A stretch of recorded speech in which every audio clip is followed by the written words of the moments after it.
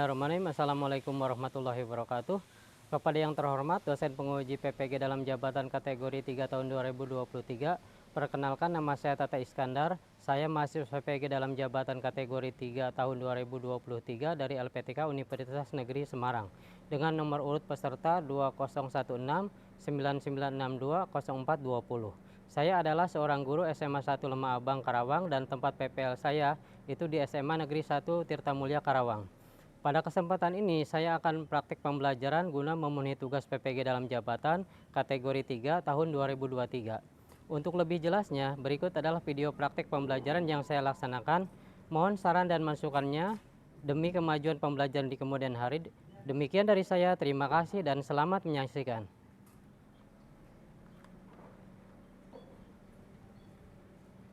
Assalamualaikum warahmatullahi wabarakatuh. Baik siswa-siswaku semua ya, bagaimana kabar kalian hari ini? Baik. Oke, kita masuk materi ya, materi pengelasan ya, pengelasan dengan busur manual atau SMAW ya. Tapi sebelum masuk materi pembelajaran kita, alangkah baiknya kalian untuk memeriksa kerapian dan kebersihan ruangan kelas ya. Silahkan dicek dulu, takutnya ada sampah yang berserakan.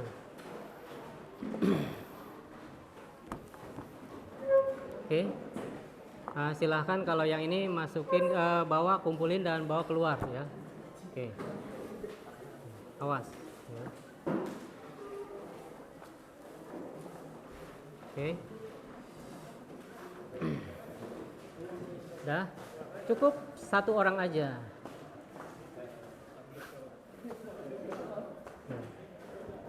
Oke, udah jangan ikut semua lah ya, dah. Oke, tutup silahkan pintunya. Aduh, oke. Oke. Alangkah baiknya sok sebelum kita memulai pembelajaran, silahkan untuk pimpin doa dulu. Ya, silahkan KM untuk pimpin doa.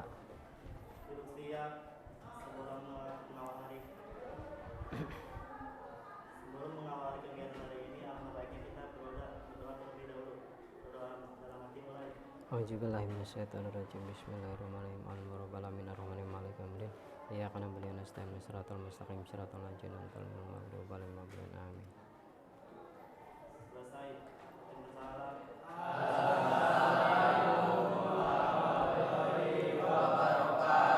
Waalaikumsalam warahmatullahi wabarakatuh. Oke, sebelum masuk pembelajaran di sini Bapak akan mengabsen kehadirannya ya. Di sini hadir semua nggak? Di sini ada total yang masuk itu 20 siswa ya, sisanya itu mungkin PKL ya? Oh iya. Oke, berarti ada 20 orang siswa. Kalau Aji ada Aji? Hadir? Oh hadir ya, Aji hadir ya. Oke, di sini kalian nanti akan mengikuti pembelajaran ya. Jadi materi kita kali ini itu di 3.1 itu pengelasan SMAW atau busur manual ya.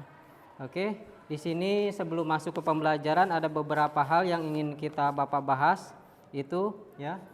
Apa saja? Yang pertama, faktor-faktor apa saja yang perlu dipertimbangkan ya. Yang perlu dipertimbangkan pada saat kalian memilih elektroda atau kawat las ketika melakukan pengelasan. Ya, itu yang pertama. Terus yang kedua itu bagaimana nanti kualitas pengelasan yang dilakukan ya. Kalian melakukan pengelasan sebagai juru las ya.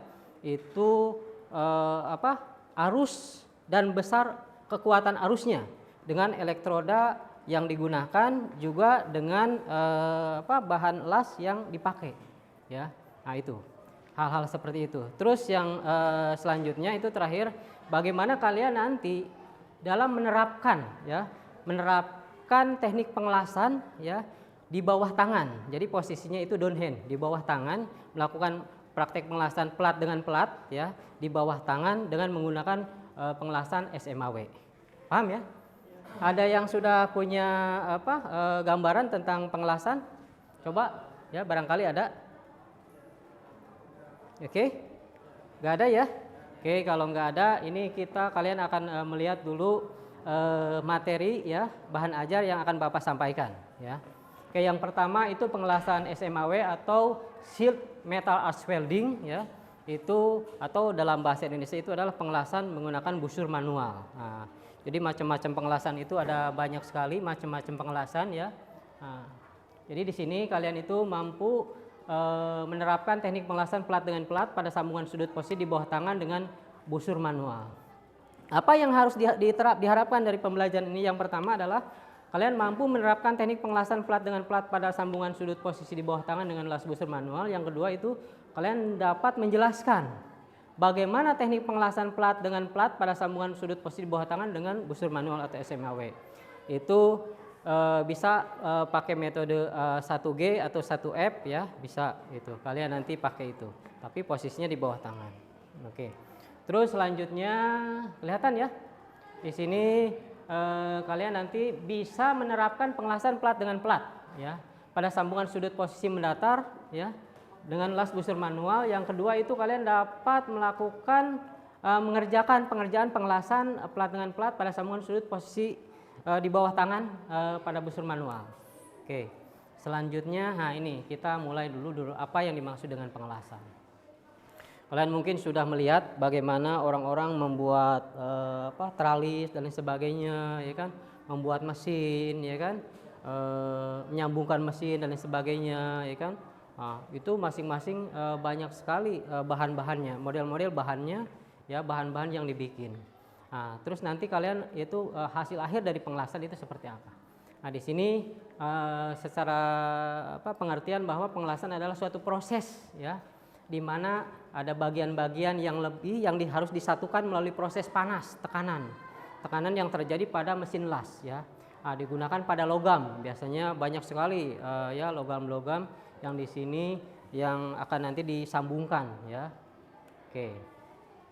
SMAW atau Shield Metal Arch Welding adalah pengelasan yang menggunakan elektroda terbungkus. Apa itu yang dimaksud dengan elektroda terbungkus? Di sini yang dimaksud elektroda terbungkus itu adalah salah satu kawat las. Kawat las itu nanti ada macam-macam speknya, ya model-modelnya, ya, yang akan mencair lewat proses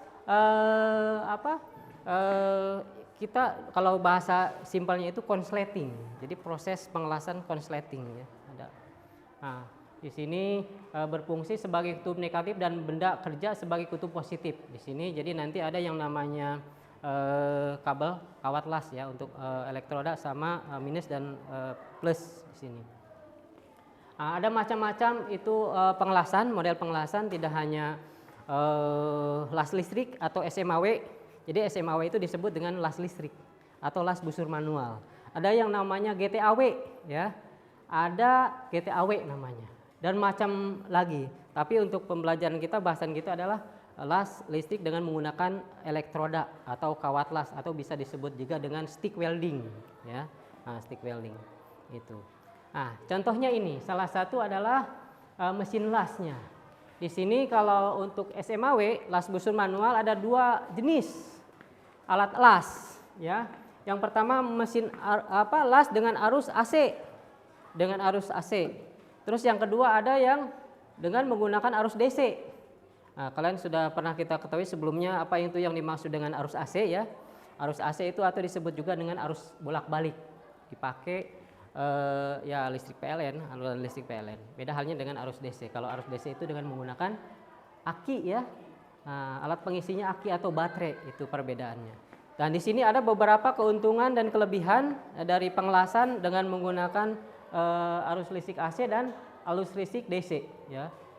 Nah, oke. Nah, di sini salah satu contohnya ada kegunaan dan kelebihan dan kekurangannya. Yang pertama mesin las AC ini atau arus bolak-balik ini, yang pertama kegunaannya biasanya digunakan untuk logam dengan ketebalan yang tipis. Jadi logam tipis dia. Beda halnya kalau untuk mesin las DC. Dia ketebalannya itu untuk benda kerja besi itu bisa 10 mili ya, besar. Kalau untuk AC ini dia lebih tipis. Terus ada kelebihan mesin las AC ini. Yang pertama itu dia bisa diaplikasikan ke banyak materi ya. Materi dalam hal ini adalah bahan kerjanya, bahan dasarnya ya. Sehingga dari kemampuannya dia bisa lebih stabil ya. Dia lebih stabil. Nah itu. Terus untuk ini ada mesin las AC-nya ini ya, ada keuntungan kelebihannya. Berikut kerugiannya ya, kerugian pengelasan AC. Mesin las DC di sini ada keuntungannya ya. Untuk DC yang pertama pengelasan yang lebih halus dia untuk arus DC ya, atau arus searah ya, penggunaan aki itu ya. Terus yang kedua lebih sedikit percikannya sedikit ya. Terus lebih banyak menembus ke dalam logam las, jadi sampai ke bawah dia itu menembus, jadi tingkat ininya bagus. Sedangkan kelemahannya selain dari mahal alat lasnya ya, alat lasnya mahal ya. Terus dia tidak bisa mengelas material seperti contohnya aluminium. Jadi kalau aluminium itu nggak bagus kalau pakai las DC. Jadi bagusnya pakai AC ya. Yang itu tadi kelebihannya, kekurangannya dia logam tipis ya. Beda halnya kalau las DC itu harus tebal. Terus tidak dapat memperbaiki masalah backblow ya, yang terjadi ketika booster berjalan atau keluar dari sambungan. Oke. Nah ini ada posisi pengelasan, macam-macam posisi pengelasan downhand ya, di bawah tangan. Di bawah tangan itu ada yang namanya 1F ya. 1F itu juga banyak macam-macamnya. Ada 1F, ada 2F, ada 3F, ada 4F. Ya kan? Terus ada lagi ya 1G, 2G, 3G, 4G. Ya. Terus ada lagi G-nya G pipa. Jadi untuk mengelas pipa. Jadi posisi mengelas berasa di bawah. Jadi yang disebut downhand atau di bawah tangan itu mengelas posisi kita di bawah. Posisi kita di bawah itu ada yang namanya 1F ya. Ada yang namanya 1G. Nah, pengelasan posisi 1F jadi posisinya seperti ini. Posisinya seperti ini. Jadi ada berbagai model posisi atau bahkan ada yang posisi mengelas di bawah. Di bawah ada yang di atas. Ada yang horizontal, ada yang vertikal. Macam-macam. Yang kita bahas itu adalah posisi mengelas di bawah. Jadi posisi di bawah downhand. Jadi berada di bawah, tangan itu berada di bawah. Ya, itu. Nah ini salah satunya nanti di terakhir kegiatan terakhir nanti kalian ada penugasan, kalian merancang prosedur itu ya, melakukan menjelaskan langkah-langkahnya, pengelasan 1F atau 1G dan lain sebagainya. Nah ini salah satu contohnya ya. Yang pertama pembedaan untuk mesin las. Yang pertama mesin las AC ya. Di depan kalian itu ada salah satu produk mesin las AC ya. Terus ada mesin las DC ya. Terus ada elektroda kawat lasnya. Ini sebagai bahan utama. Jadi kalau mau mengelas jadi harus ada elektrodanya atau disebut juga dengan kawat las ya. Oke, kalian tadi sudah mendengarkan melihat materi dari PowerPoint yang Bapak sampaikan. Sekarang kita akan lihat video bagaimana melakukan proses pengelasan ya. Pengelasan di bawah tangan ya. Assalamualaikum, kembali di media belajar teknik. Kali ini kita bahas tentang pengelasan SMAW posisi 1G PA.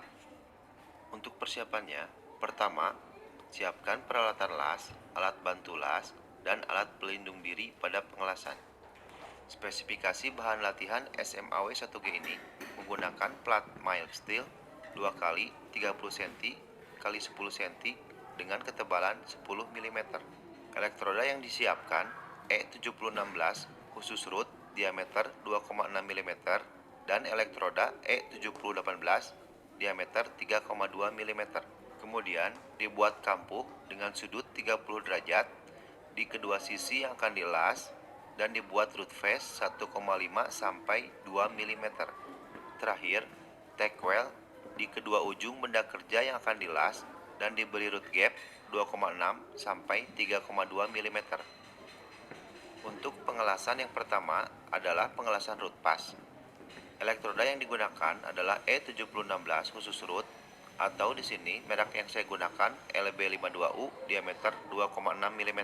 Polaritas yang digunakan adalah DCEN atau Direct Current Elektronegatif, disebut juga DCSP atau Direct Current Strike Polarity, di mana kutub negatif plus ada di elektroda dan positif berada di benda kerja. Ini dimaksudkan supaya panas lebih banyak ada di benda kerja, sehingga penetrasi root pass atau tembusannya lebih mudah. Itu karena 2/3 panas ada di kutub positif dan 1/3 ada di kutub negatif. Ampere yang digunakan 65 sampai 75 ampere. Oke, baik siswa sekalian, tadi kalian sudah melihat tayangan video yang pertama, terus suguhan PowerPoint ya, itu. Nah, ini sebelum masuk ke langkah yang lain, Bapak ingin tanya di kalian ya.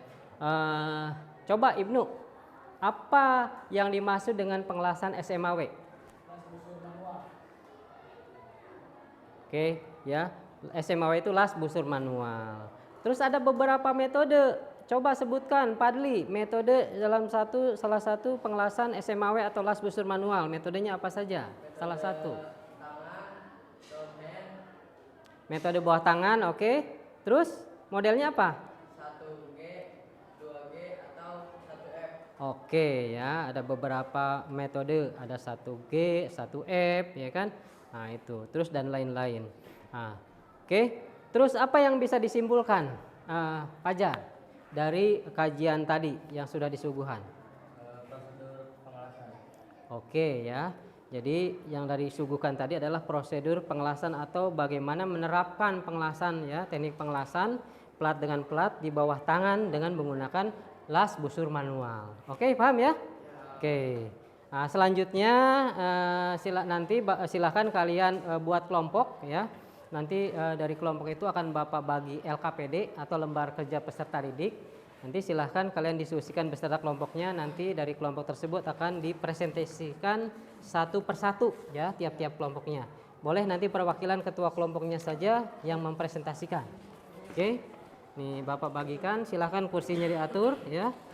Terus yang kedua ini silahkan kursinya diatur. Terus yang ketiga ini 5 orang ya? Iya, 5 orang, silahkan kursinya diatur. Selanjutnya ini silahkan kursinya diatur.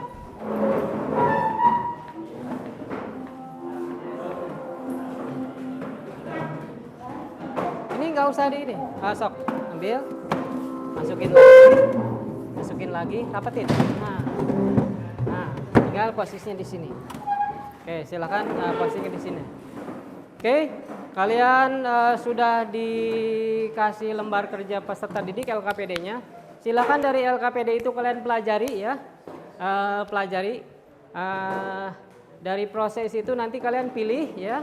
Yang pertama ada 2 soal, 2 pertanyaan yang nanti kalian evaluasi, kalian akan jawab ya.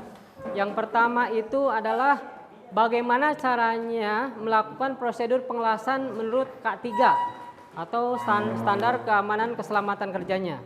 Oke. Terus yang kedua ya, bagaimana kalian melakukan prosedur pengelasan ya. Langkah awal silahkan kalian urut, langkah pengelasan, melakukan pengelasan dari awal sampai akhir. Terlepas kalian menggunakan metode ya, metode mau 1G, 1F ya, atau 1F ya, pipa, menggunakan pipa atau yang lainnya. Di sini ada 4 kolom ya, nanti kalian ada 4 kolom ya, 4 kolom. 1F, yang pertama itu 1F, yang kedua 1G plat ya, yang ketiga itu 1G pipa, yang keempat itu 1FR. Jadi kalau ada 4 kelompok itu nanti kalian akan masing-masing itu satu kelompok itu menggunakan 1F ya. Nanti ada kelompok lain menggunakan 1G plat ya. Terus yang kelompok lain itu menggunakan 1G pipa dan satu lagi 1FR. Oke, silahkan kalian kerjakan ya. Nanti ada jawabannya. Silahkan. Nanti dipresentasikan masing-masing kelompok. Ada 4 kelompok. Oke, silahkan diskusikan ya. Oke. Ada kesulitan? Nah, nih ya. Nah, nih isi.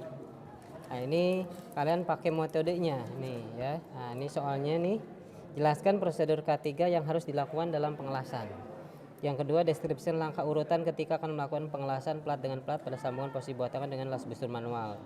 1G plat, berarti 1G plat, berarti kalian ini ya. Bagaimana prosedurnya, langkah apa yang harus dilakukan dari awal sampai akhir ketika melakukan pengelasan 1G plat. Oke.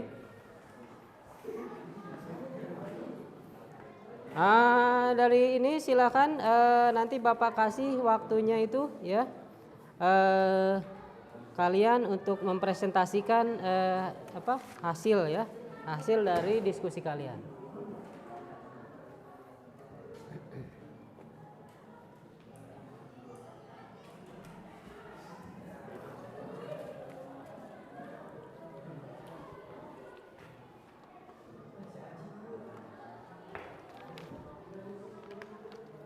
Oke, setelah kalian diskusi ya, dari diskusi kalian silahkan nanti dipresentasikan. Oke, Bapak langsung aja. Silahkan untuk kelompok 3 mempresentasikan dari hasil diskusinya ya, dari soal-soal yang sudah disampaikan. Oke, silahkan. Padi, silahkan untuk ke depan. Oke.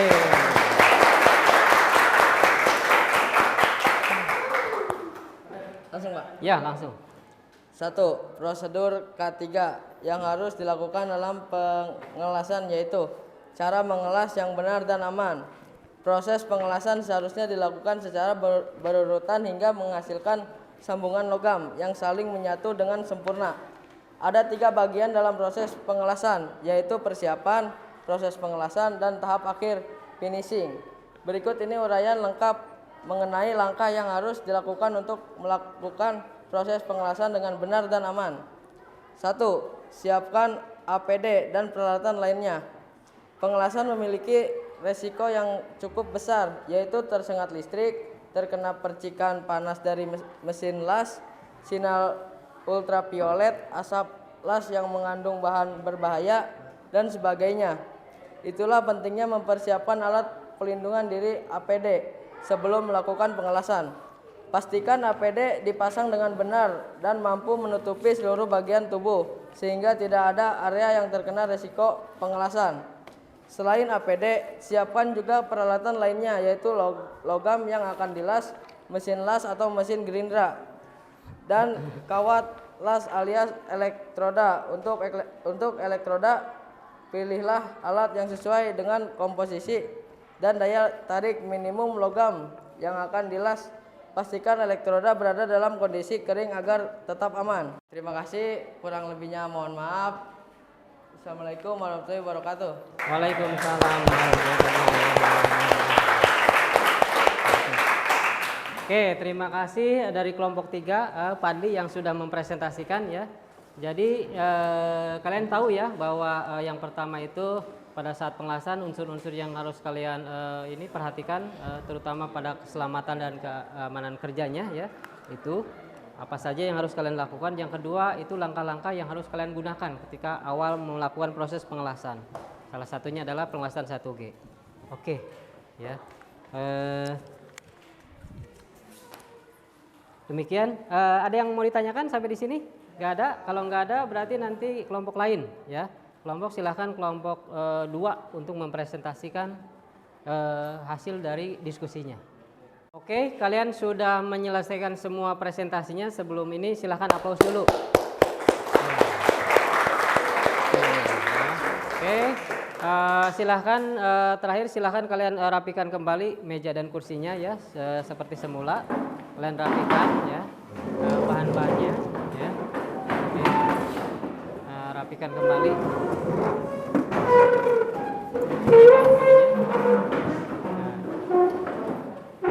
Rapikan kembali.